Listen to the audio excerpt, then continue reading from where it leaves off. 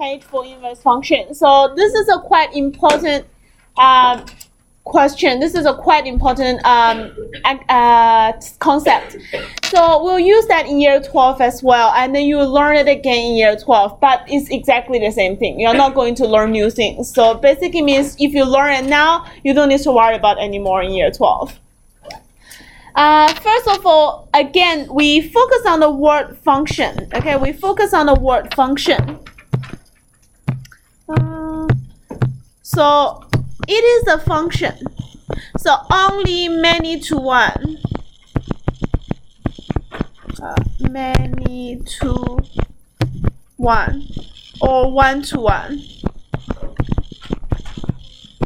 Relations are functions. Okay, only those two are functions.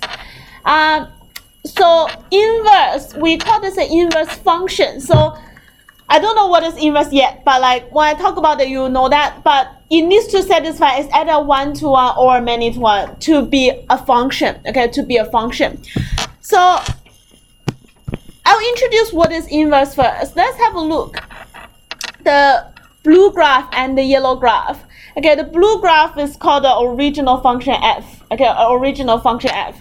And then the yellow graph is called the inverse function. Okay, it's called the inverse function. What's the relationship between them? Can you see anything like how the blue one become the yellow one? They swap xy values? Yeah, but if you think about transformation perspective, yeah, they reflect over that. So when the graph get reflected, and the xy value will swap as well. Okay, this is the relationship between your original function and the inverse function.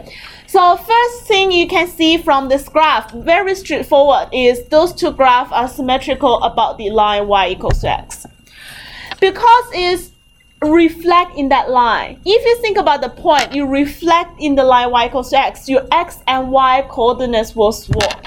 So for example, if you have a point 2, 3, you reflect that in the line y equals to x, you will have 3, 2. Okay, so that's for sure because it's the reflection property. Okay, so therefore, what is the inverse function? Let's think about, we have a function f. I always like to use like a machine to represent this. We have a pre-image x. Okay, someone walk into this machine and then come out looks differently with a y value. So for example, you put x in as 1 and then you come out with a 2. So that's what's happening in like the function fx. Do some calculations. So that's the original function. Now we want another function called f inverse x. This is a new function. For this new function, what will happen is, well, someone, like something walk into this machine and then get a new value, but we're not satisfied with the new value. We still think the previous one is better. So we put this thing we just get out. And this function will help us to make it back into what you put in before. Okay, that's the meaning for inverse function. Is you do the backwards calculation. So if you have 1 put in to give you a 2, now you put 2 into the function that will give you a 1. That is the inverse function.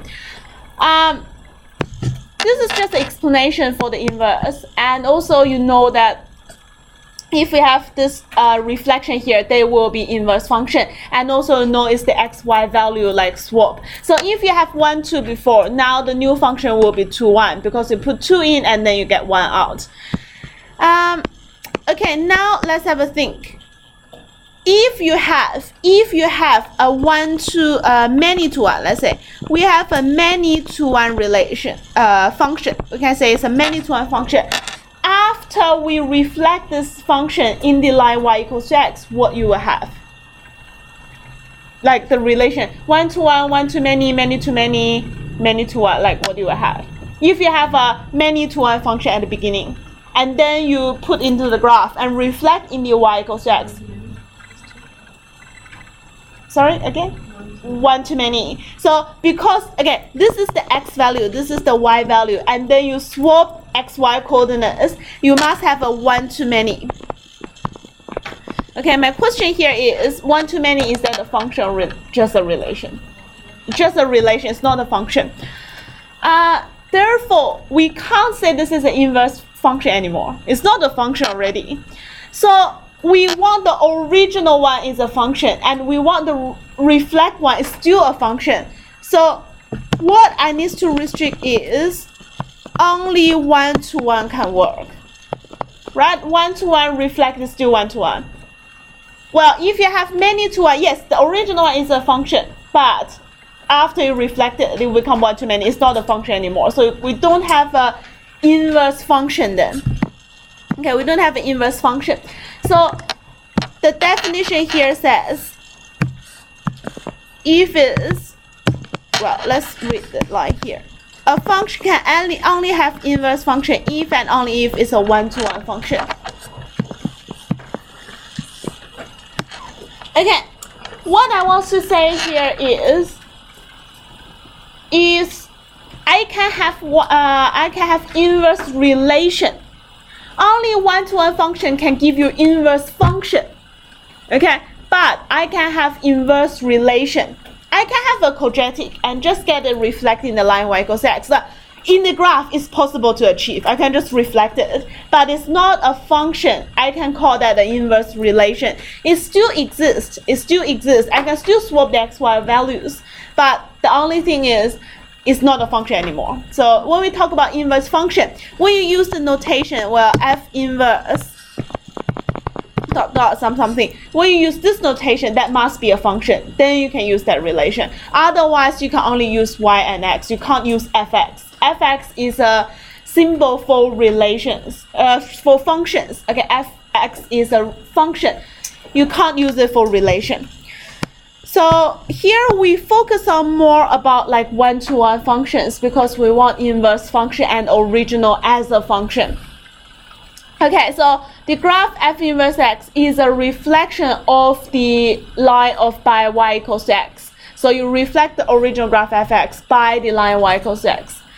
Okay, so what will happen is you will swap the domain range. So have a think, all your x become the y value, and all your y value become the x value. So you swap the x and y. So what is x? X is the domain. What is the y? Y is the range. So therefore, in the inverse function, your range of f will be the domain of f inverse, and then your domain of f will be the range of f inverse. So just remember that. Okay, this is a very important thing. So just remember that.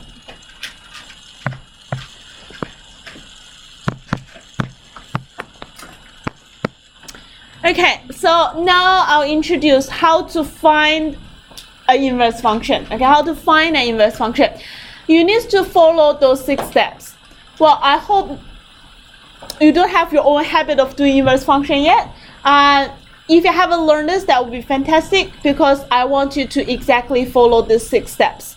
Okay, so I want you to follow this 6 steps. It's not the only way to do it, but like if you follow the 6 steps, it will be definitely right. You won't make any mistake.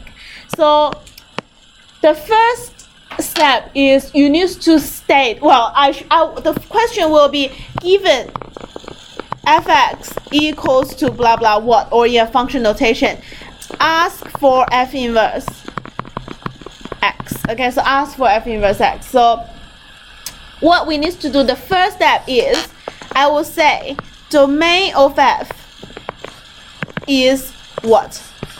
Okay, normally this is given in the question.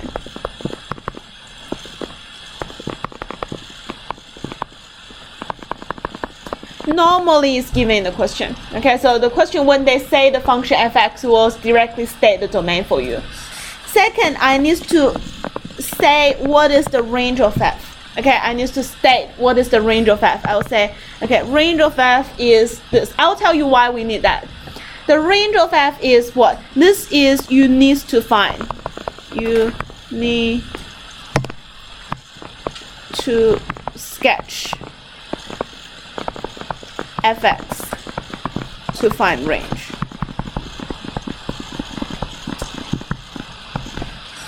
And number 3 is you will swap the x and swap the y value in the function. Swap x into y, put x into y, put y into x in the original fx.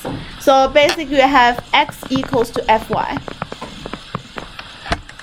Okay, you change all the x to y, change all the y to x. That's what you have. And number 4 is make y to be the subject. You solve y equals to sum x.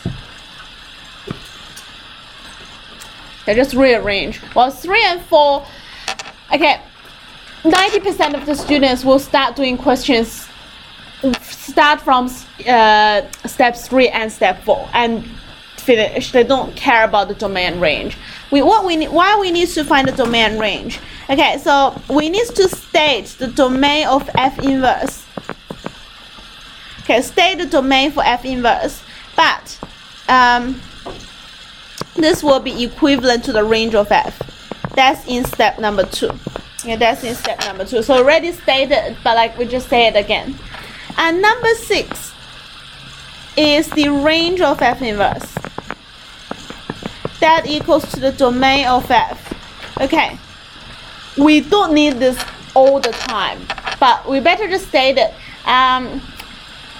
We need this when it's a quadratic.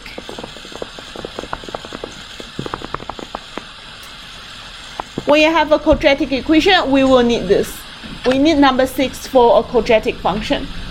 You will see why. I have examples for you later, like in 2 more pages, I think. So you just say, I'll tell you what to do. This is the step you need to follow. So it's very easy. I just want you to use like 10 seconds to remember what's the 6th step, and then we go to do the question later. Okay, so we need to state the domain of F, we need to state the range of F, we need to change x to y, y to x. We need to rearrange the equation to make y to be the subject. So the y, well, I would say y will be F inverse x already in this case, and then equals to sum x. And then we'll state the domain of F inverse. Well, why we need to state domain inverse? This is help us to write function notation. Because most of the question will require us in the end to write function notation. You will say F inverse dot dot equals to what domain, mapping to R and comma F inverse X equals to what. So this is help us to write the inverse function notation. That's why we need to state number 5. Alright, let's have a look at examples. Well, the first example don't really follow what we have before, but have a think about this one. This is a really quick one. So find the inverse function of 1, 2, 3, 4, 5, 6, 7, 8 and state the domain and range for the inverse. Okay, for the inverse. Well, I can still do the same thing.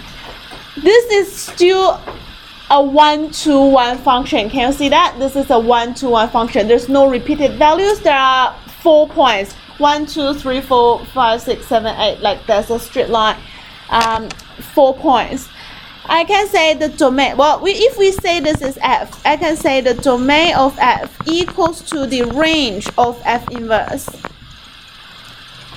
And that will give you the range of F inverse. So the domain of F is curly bracket 1, 3, 5, 7 and curly bracket. Do not use the round bracket. It's not a square bracket or round bracket. It's a curly bracket here. Means a collection of 4 values. This is the set notation. I can't use the interval notation in this question. Okay, I can't use interval. It's not from a value to a value. It's only those 4 values here. And then the range of F will be the same as the domain of F inverse. And that will give you 2, 4, 6, 8. Again, it's in the curly bracket. Okay, domain is the first element and range is the second element.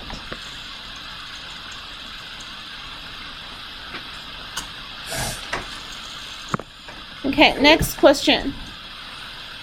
State the domain and then find the inverse. We need to find the inverse as well. So we want to find the inverse, which is easy. We just swap the x, y values for a coordinates. If you have 5, 6, after the reflection you have 6, 5. You have 7, 8, after the reflection you have 8, 7. So that will be the new F inverse. F inverse is that. Okay, so you just swap the y and x values in each coordinates.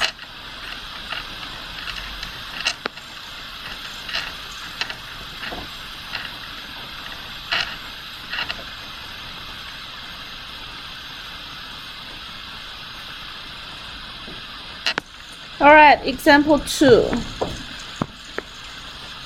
Example 2. Find the inverse function f inverse for the function fx equals to 2x minus 3. So this is a linear function. Linear function is 1-to-1. Okay, linear function is 1-to-1.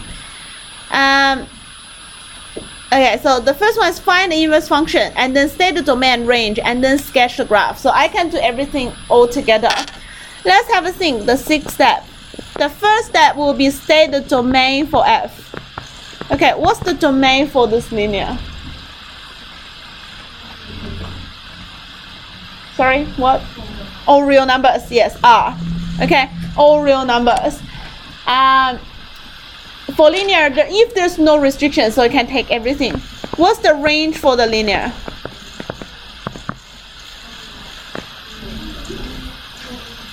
Linear, all real numbers. Okay, linear is a line from bottom to top, like you have just all the values for range as well. Okay, number 3, we need to swap x into y, y to x. So you need to remember fx is just y. Okay, fx is just a y. So what we'll have is x equals to 2y minus 3. X equals to 2y minus 3.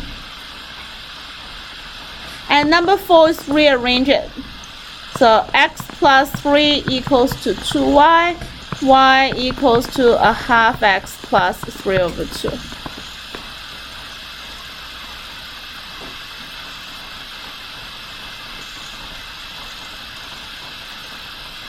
Okay, that's the F inverse already. That's the rule for the F inverse. But we'll state number 5 is the domain for F inverse, which is the same as range of F, that is R as well. And number 6, we don't really need number 6 because it's a linear. As I said, only useful for quadratic, but I was really still stated. Range of F inverse, just keep this habit to do this. Here's the range R as well. So now I will say that F inverse is R mapping to R, comma F inverse X gives you a half X plus 3 over 2. Okay, I need to state in the function notation. I need to use the notation F inverse. I need to use the notation F inverse. Yes? No, that's the set notation. If it's a function notation, it's just like that. When you talk about, what you talk about is the set notation. A collection of coordinates x, y such that y equals to a half x plus 3 over 2 and comma x belongs to R. That's the notation you talk about. That's the set notation. But when I introduce the function notation, I said set notation is too complex, like it's too hard to write. So that's why we don't really use it anymore. So we only use function notation. Yeah.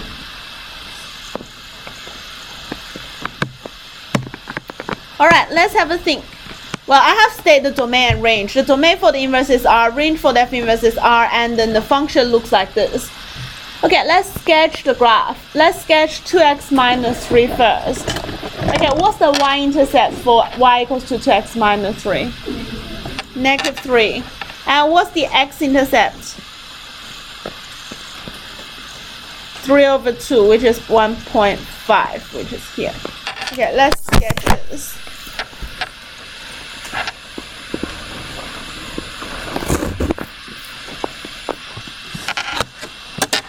Okay, so let's say this point is 3 over 2 comma 0 and this point is 0, negative 3. Okay, can you tell me 2 points will definitely be on the inverse, please? By looking at this graph, don't look at the rule. I just say, okay, if I ask you, this is a linear and they pass through those points, what's the 2 points must be on the inverse? 0, 3 over 2, yes. And minus 3, 0, because we swap the xy. If I have x coordinate, x-intercept, that will definitely become a y-intercept. If you have a y-intercept, that will definitely become an x-intercept, because we need to swap the value. So that point is 0, 3 over 2, and that point is negative 3, 0.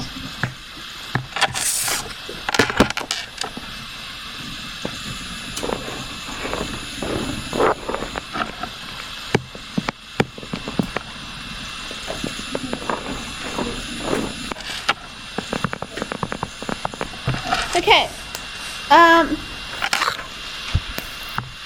what I want to do now is, even though the question is not asking us to do,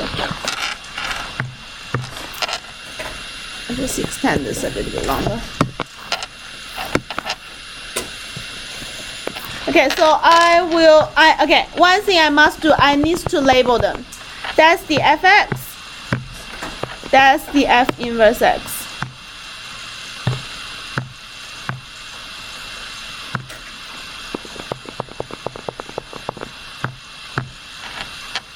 Okay, that's the f inverse x. You need to label them, otherwise who knows which one you're sketching. When there's, well, I think, is that your class? This is a 2 linear, 3 linear ask you to, 4. I think 4 linear ask you to sketch on the graph. And if you're not labeling that, you lose 1 mark. Even though the question not ask you to label, you need to label it. Otherwise, who knows which graph you're sketching for? So fx and f inverse x here. Alright, even though the question is not asking us, I need to find the intersection as well. Okay, I need to find the intersection as well. Have a think. Okay, have a think. What kind of point you can have they can intersect?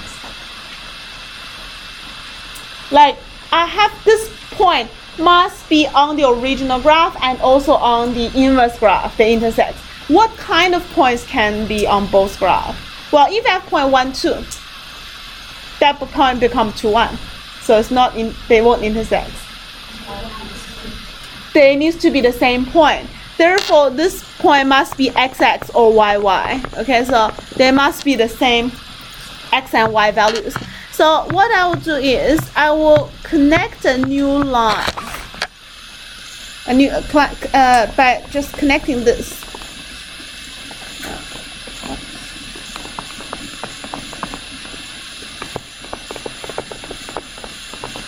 Okay, so I'll just do a line here. You can see this point is actually the intersection.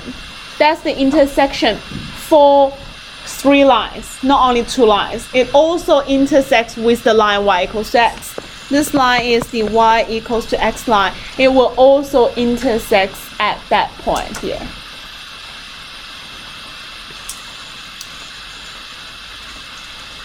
So instead of doing 2 simultaneous equations for fx and f inverse x, what I can simultaneously them is y equals to 2x minus 3, and then y equals to x. I want to see when y equals to x, when on this graph, when x and y values are the same. So that why I'm not using the f inverse x. It's hard. It's just more numbers. And if I can have y equals x, I can simply change y into x. And then we have x equals to 3. And therefore, y must be 3 as well. So this point is 3, 3.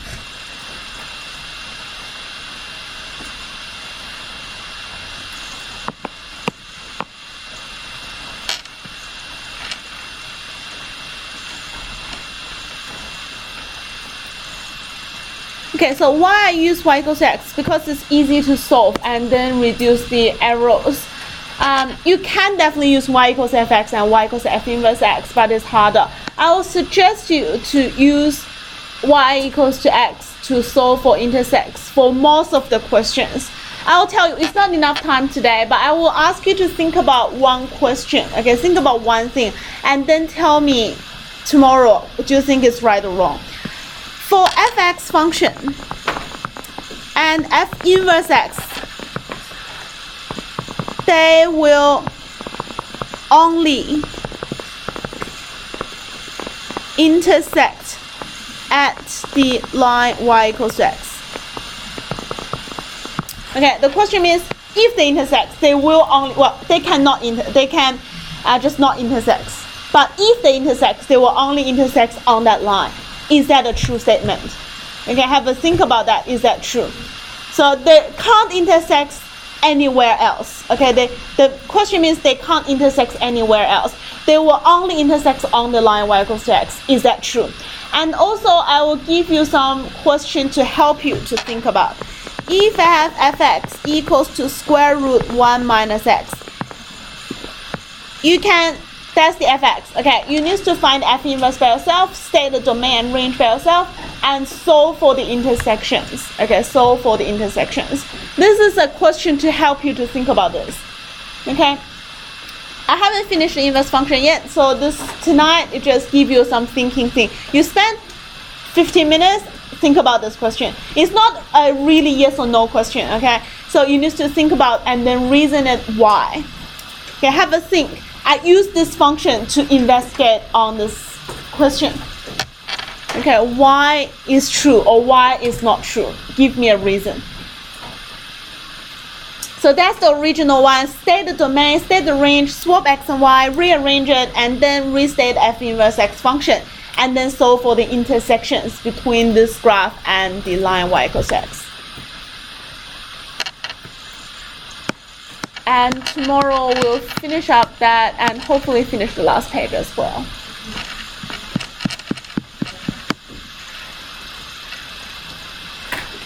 Any questions for today? We haven't done yet. There's much more things we can talk about for inverse.